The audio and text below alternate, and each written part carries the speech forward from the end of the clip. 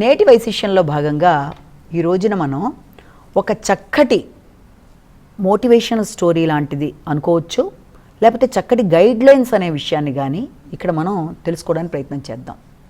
అయితే అది ఎలా వెళుతుందన్నది ఒక కథ రూపంలో ఫస్ట్ తెలుసుకుందాం. ఒకానొక ప్రదేశంలో ఒక వ్యక్తి ఒక సాధువుని జైన్ మాస్టర్ దగ్గరికి వచ్చి బాధపడుతూ, అయ్యా నేను జీవితంలో అన్ని విధాలుగా కూడా ఇబ్బందులు పడుతున్నాను, ఏ రకంగానూ నాకు అభివృద్ధి అనేది లేదు, మానసికంగా కూడా నేను అన్ని విధాలా నలిగిపోయి ఉన్నాను, జీవితంలో ఎదుగుదల అనేది నాకు కనబట్టలేదు అని ఆయన చాలా చాలా బాధపడతాడు అన్నమాట. ఒక వ్యక్తి వచ్చి వెంటనే ఆయన చాలా అతని వైపు కరుణతో చూసి, నీకు వచ్చిన బాధ ఏంటి నాయనా, అసలు ఏంటి నీ సమస్య, అసలు అంతా వివరంగా చెప్తే కదా నేను నీకు ఏదన్నా సహాయం చేయగలిగేది అని అంటాడు ఆయన. అంటే ఆయన అంటాడు వచ్చిన అతను, నేను చాలా మా ఊళ్ళో పేరు పొందిన ఒక ధనవంతుణ్ణి, చక్కగా వ్యాపారం చేస్తూ ఉండేవాడిని, నా దగ్గర చాలా ధనాన్ని నాకు తెలిసిన మిత్రులు సన్నిహితులు తీసుకుని వెళ్ళి మళ్ళీ నేను అడిగినప్పుడు చాలా వాళ్ళ ప్రవర్తన సరిగ్గా లేకుండా నన్ను ఇబ్బంది పెట్టేవాళ్ళు, నా ధనాన్ని నాకు వెనక్కి ఇవ్వలేదు. అలాగే నాకు కొంతకాలం జరిగిన తర్వాత నేను వివాహం చేసుకున్నాను, వివాహం చేసుకున్న తర్వాత కూడా నా భార్యకి నా సమస్యలన్నీ కూడా చెప్పాను, ఇలా నేను ఏ రకంగా ఇబ్బంది పడ్డాను, నన్ను ఎవరు ఎలా ఇబ్బంది పెట్టారని. కానీ ఆవిడ కూడా సరిగ్గా దాన్ని అర్థం చేసుకోకుండా వెళ్ళిపోతానని చెప్పి మాట్లాడడం, అంటే నా యొక్క పరిస్థితిని బట్టి పోనీ మా ఇద్దరి మధ్య వచ్చిన భేదాభిప్రాయాలను కొంచెం సెట్ చేయమని చెప్పి నేను నా స్నేహితులు లాంటి ఇరుగు పొరుగు వాళ్ళని అడిగితే వాళ్ళు వచ్చి చెప్పమని అడిగినప్పుడు కూడా వాళ్ళు కూడా ఏమీ చేయకపోవడం, మాకు సక్రమంగా వాళ్ళ సహకారం అనేది లభించకపోవడం, తర్వాత నా యొక్క ఆప్షన్స్లో అంటే నా వెనకాల నన్ను చూసి నవ్వడం, లేకపోతే నన్ను గేల్ చేయడం, లేకపోతే నన్ను తక్కువ చేసి మాట్లాడడం, అంటే అటు ఆర్థికంగాను ఇటు కుటుంబపరంగాను ఇటు పక్కన నన్ను సంఘంలో చులకనగా చూడడం మొదలైన వాటి వల్ల నాకు మనశ్శాంతి అనేది లేకుండా పోయింది, నేను చాలా బాధపడుతున్నానండి, నేను ఎప్పుడు ఎవరిని ఏ రకంగానూ ఇబ్బంది పెట్టలేదని అబ్బాయి బాధపడితే ఆ వ్యక్తి అప్పుడు ఆయన అంటారనమాట, నిన్ను చూస్తే చాలా ఇన్నోసెంట్లా ఉన్నావు, మంచి వ్యక్తిలాగా, నువ్వు జీవితంలో ఎవరితో ఏం చెప్పాలి ఏం చెప్పకూడదు అన్న విషయాల్లో ముఖ్యంగా ఒక 7 విషయాలు ఉన్నాయి.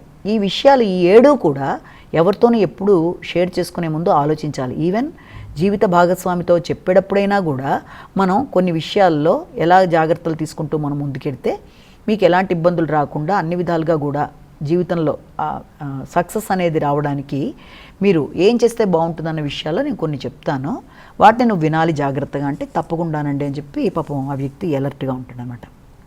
మొట్టమొదటి విషయం ఏంటంటే, ఎప్పుడు కూడా జీవితంలో నీ కష్టాలు అంటే సారోస్ కానీ లేకపోతే నీ యొక్క ఈ డౌన్ఫాల్ లాంటిది అంటే ఈ రకంగా ఇబ్బందులు కానీ లేకపోతే నువ్వు నైరాశ్యంగా ఉన్నప్పుడు హోప్లెస్గా అయిపోయినప్పుడు సారోస్ హోప్లెస్ ఇలాంటి విషయాలు ఎవరితో కూడా నువ్వు షేర్ చేసుకోవడానికి ప్రయత్నం చేయకు. జనరల్గా ఎవరికైనా ఏదైనా ఇబ్బంది వచ్చినప్పుడు ఎవరితోనో షేర్ చేసుకుంటే బాధ తగ్గుతుంది అని అంటారు. ఆ వైనంలో మనం కొన్నిసార్లు సరిగ్గా చూసుకోకుండా మనతో పాటు ఉండే వ్యక్తులతో కొన్నిసార్లు మనం చెప్పడం జరుగుతుంది, ఇలాగ మాకు ఈ రకమైన ఇబ్బందులు ఉన్నాయి, దీనివల్ల ఇలాగా అని చెప్పడం వల్ల వాళ్ళు దాన్ని అందరూ కూడా ఒకే రకంగా తీసుకొని నీకు సహకరిస్తారు అనుకున్న విషయంలో కొన్నిసార్లు ఇబ్బందులు అనేవి ఎదుర్కొంటావు. ప్రతి వాళ్ళు కూడా అలాగే చేయరు.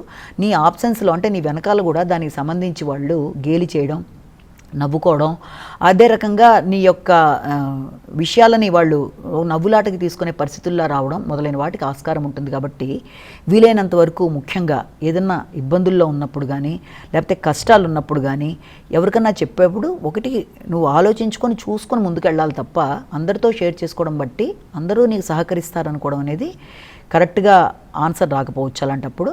అలాగే నువ్వు తెలియకుండా కొన్నిసార్లు నీ శత్రువులకి తెలిస్తే నీ యొక్క విషయాలన్నీ కూడా వాళ్ళు నీ యొక్క నిస్సహాయ పరిస్థితి హోప్లెస్గా నువ్వు ఉన్నావని తెలిసి దాన్ని వాళ్ళు మిస్యూజ్ చేసుకొని దాన్ని కూడా బయట ఉపయోగించుకునే అవకాశం ఉంటుంది. కాబట్టి నీ కష్టాల విషయంలో కానీ తర్వాత నిస్సహాయ పరిస్థితుల్ని కానీ ఎవరితోనూ షేర్ చేసుకుంటే వాళ్ళేదో వచ్చి నీకు సహకరిస్తారు అనుకునే దానికన్నా వాళ్ళు నిన్ను కించపరిచే అవకాశాలు కూడా కొందరు దగ్గర ఉంటుంది. కాబట్టి ఆ నైజం జాగ్రత్త పడుతూ నువ్వు ముందుకెళ్ళాలి అన్నది ఒకటి జీవితంలో మొట్టమొదట తెలుసుకోవాల్సిన పాయింట్ అని చెప్తాడు. అలాగే ఇక రెండో విషయం వచ్చేటప్పటికి ఎట్టి పరిస్థితుల్లో నీ మిస్టేక్స్ కానీ అంటే నువ్వు చేసిన తప్పులు కానీ అలాగే నీ ఫ్యూచర్ ప్లాన్స్ అంటే భవిష్యత్ ప్రణాళికలు అలాగే నీ యొక్క తప్పొప్పులు లాంటివి ఎట్టి పరిస్థితుల్లో ఇతరులకు తెలియజేయడానికి నువ్వు జాగ్రత్తలు పడాలి. ఎందుకంటే నీ తప్పు నువ్వు చేసింది ఇప్పుడు వాళ్ళకి చెప్పినంత మాత్రాన ఆ తప్పు కరెక్ట్ అయిపోదు, దానివల్ల ఇప్పుడు ప్రయోజనం లేదు, ఆల్రెడీ జరిగిపోయింది అది. అలాగే ఆ తప్పు నువ్వు సరి చేసుకున్నాను అనుకున్నా నిన్ను ఎప్పుడు తప్పు చేసిన వ్యక్తులనే వాళ్ళు చూస్తారు. ఏం జరిగినా ఒకానొకప్పుడు ఈ తప్పు చేస్తున్నాడు కదా, ఇతన్ని కరెక్ట్గా ఎలా చేసి ఉంటాడు అనే విధానంలోనే నిన్ను చూస్తారు. కాబట్టి ఎట్టి పరిస్థితుల్లో నీ తప్పులు ఆల్రెడీ జరిగిపోయినవి, ఆల్రెడీ దాన్ని సరి చేయలేనివి ఎవరితోనూ షేర్ చేసుకోకూడదు. దానివల్ల కూడా నువ్వు మంచిగా మారినవన్న విషయానికన్నా కూడా నిన్ను ఎప్పుడు అదే కోణంలో చూసే అవకాశాలు కొందరి దగ్గర ఉంటాయి. కాబట్టి అక్కడ ఒకసారి మనం జాగ్రత్త పడాలి.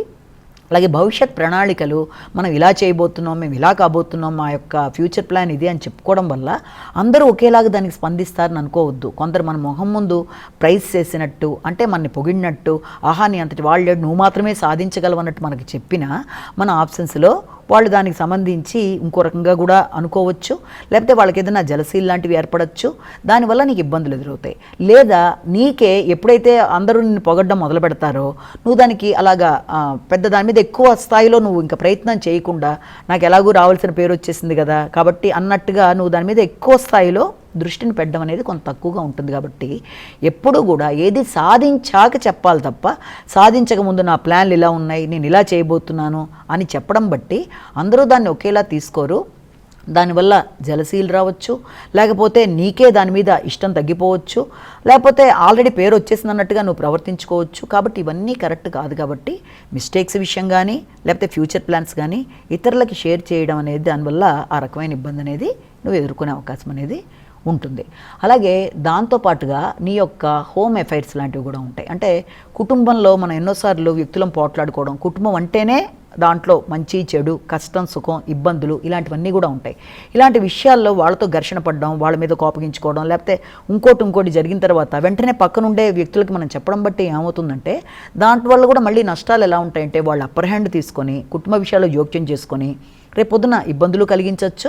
లేకపోతే వాళ్ళు చులకనగా మాట్లాడి మన ప్రెజెన్స్లో ఒకలాగా, మన ఆప్షన్స్లో ఒకలా మాట్లాడుతూ ఏదైనా ఇబ్బంది మనం పడుతున్నప్పుడు అదిగో నువ్వు అలా చేసావు కదా అని మన్నే తగ్గించి మాట్లాడే అవకాశాలు లాంటివి ఉంటాయి. కాబట్టి ఎప్పుడు అలాంటివి చెప్పకూడదు. అన్నిటికంటే ప్రధానంగా రేపొద్దున మన కుటుంబ సభ్యులకు కనుక తెలిస్తే మనం ఇలా బాధపడి మన మీద మన కుటుంబ సభ్యుడే బయట ఇలా చెప్పాడు అన్నప్పుడు వాళ్ళకి మన మీద గౌరవం అనేది తగ్గిపోయి వాళ్ళకి మనకి ఘర్షణ ఇంకా పెరిగే అవకాశం ఉంటుంది. కాబట్టి కుటుంబంలో సమస్యలు అనేవి తాత్కాలికమైనవి లేకపోతే సహజంగా జరిగేవి అనుకుంటూ ఆ సమస్యను తీసుకెళ్ళి బయట కొత్త వాళ్ళకి చెప్పడం బట్టి ఆ సమస్య ఇంకా ఎన్హాన్స్ అయ్యి దాన్ని వాళ్ళు మధ్యలో కల్పించుకొని ఇంకా సమస్యని జట్లం చేయడమో, దానివల్ల ఇబ్బందులు ఎదుర్కోవడమో లాంటివి జరిగే అవకాశాలు లాంటిది ఉంటుంది. కాబట్టి ఆ విషయంలో ఒకటి జాగ్రత్త పడాలి.